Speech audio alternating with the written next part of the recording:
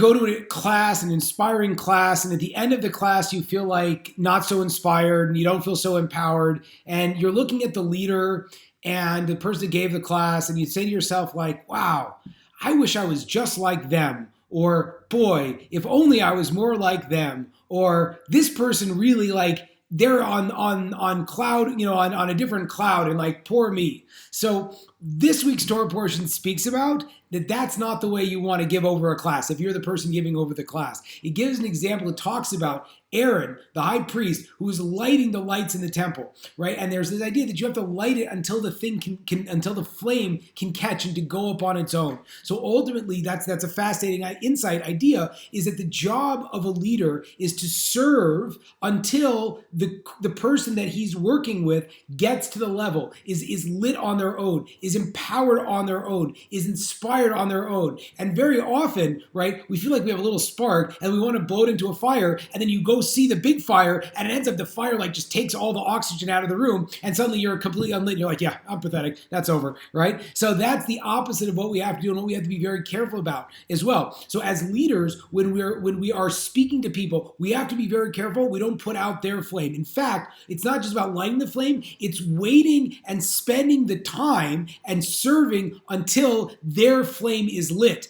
And the amazing thing is, again, we learn this about Aaron, that's why this methodology is so fascinating, is Aaron was always able to step into the role as like what needs to get done. Moses is like, able to just give over, and Aaron oftentimes is able to channel the energy and act and apply it to the Jewish people. So that concept is phenomenal. It's like you are carrying the torch. You aren't the torch, you're carrying the torch. And your job as the torch carrier, it's like not about you. It's like, how well can you inspire all those other people out there? And so often when we give over stories, we think to ourselves, again, it's hard because as leaders, I had a rabbi tell me, one of my rabbis, right, told me, like, all rabbis have this messianic mentality, right? Big rabbi told me that. And I said, yeah, it's true.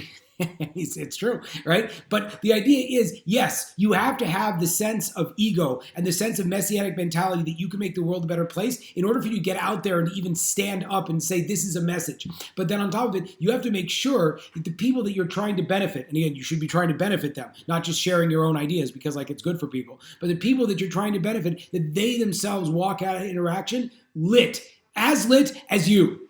That's the concept of Jewish inspiration. Shabbat shalom.